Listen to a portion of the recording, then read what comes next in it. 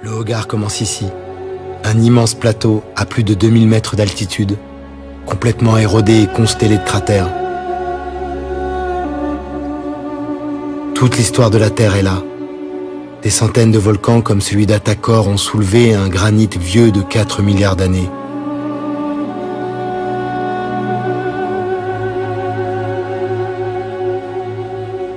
Le socle de la Terre a été pulvérisé en falaises, pics et aplomb rocheux. Pas un son, pas un bruit ne semble vouloir perturber les lieux.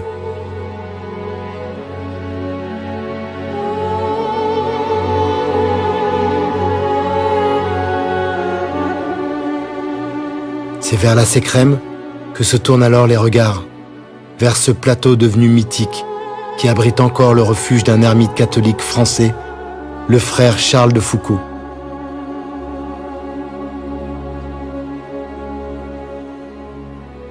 Celui qui fut tour à tour militaire, explorateur puis religieux, défendait la cause des laïcs, des femmes, la place de l'islam, l'éducation pour tous et la lutte contre l'esclavagisme. Il vivait avec les Berbères et consacra l'essentiel de ses travaux à la culture touareg, établissant le premier dictionnaire de tamatchèque. Charles Eugène de Foucauld de Pontbriand est mort dans ces montagnes en 1916. Au dernier de ses jours, le prêtre s'émerveillait toujours autant de ce qu'il voyait depuis le seuil de son refuge. Le Sahara lui avait offert un aperçu de la création.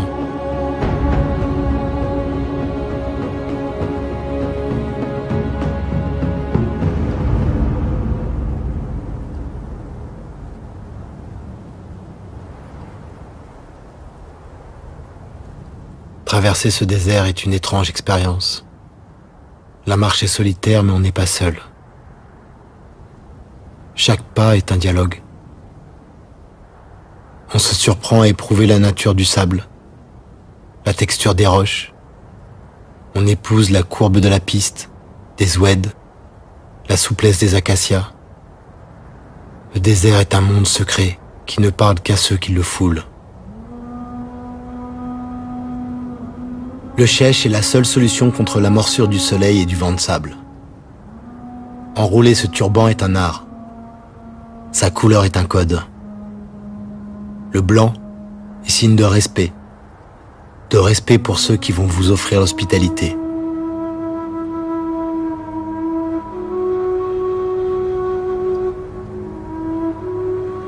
Ce que l'on sait, c'est que l'on boira 3 thés verts à la menthe et que l'on racontera la rumeur de la piste.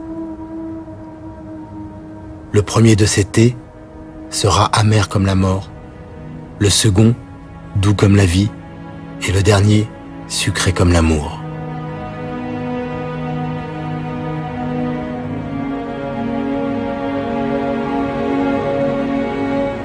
Telle est la certitude des hommes libres qui mettent un pas devant l'autre.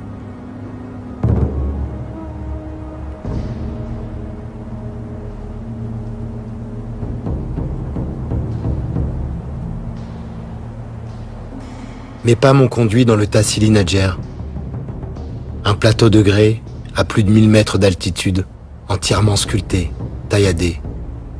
Pendant des millions d'années, son sol a été raviné par les eaux. Puis, avec la sécheresse, ce fut au tour du vent d'user et de polir ses roches. Le froid de la nuit et le chaud du jour ont fait éclater ces pierres. Seul, dans cette immensité, j'ai vu la terre se transformer.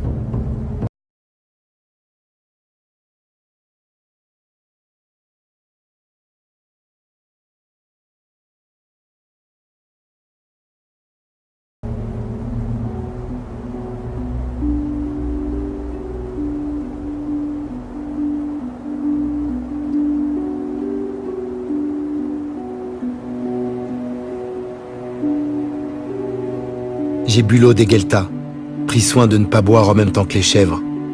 Je voulais goûter cette vie si loin d'Alger, dans ce pays si grand qu'il semble un continent. En fait de chèvres, on croise de rares mouflons tant le relief est escarpé. À l'aube et au crépuscule, cet animal cherche l'eau et des plantes pour se nourrir. C'est près des gueltas, ces réservoirs d'eau naturelle dans la roche, qu'il risque le plus d'être victime d'un homme.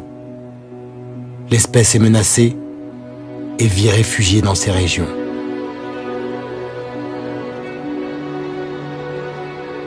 Sur ma route, les seuls humains que je croise sont des morts, des tombeaux qui remontent au néolithique.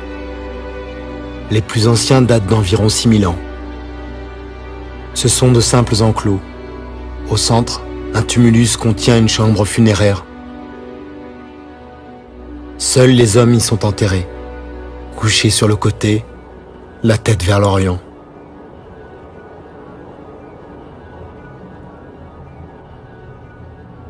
À partir d'ici, je suis entré dans le plus grand musée à ciel ouvert de l'époque néolithique. Il faut venir jusqu'ici pour le croire. Il faut voir la cité de Séphar, la plus grande cité troglodyte au monde. Une ville de pierre, avec ses façades immenses, ses avenues perpendiculaires, ses places, ses rues. Séphar est inscrit au patrimoine mondial de l'humanité depuis 1982. Mais ce n'est pas pour cette extraordinaire création du vent, c'est pour ce qui est caché ici. «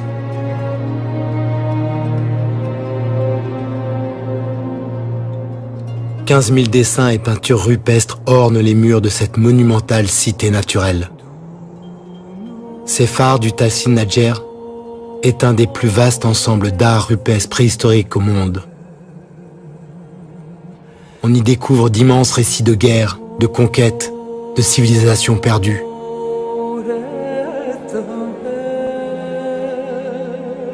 On découvre aussi combien ce désert n'a pas toujours été aride. C'était une savane, un monde peuplé de girafes, de buffles ou de rhinocéros. 15 000 œuvres qui racontent 6 000 ans de changement du climat, de migration de la faune et d'évolution de la vie humaine aux confins du Sahara, comme un grand livre du désert.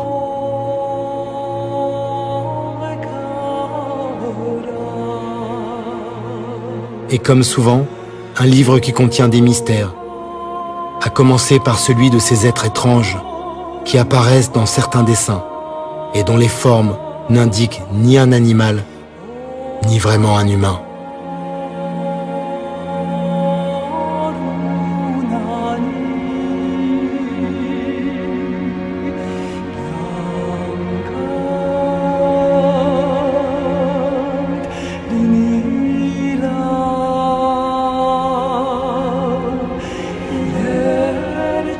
Rares sont les voyageurs qui s'aventurent au-delà de la cité de Séphar.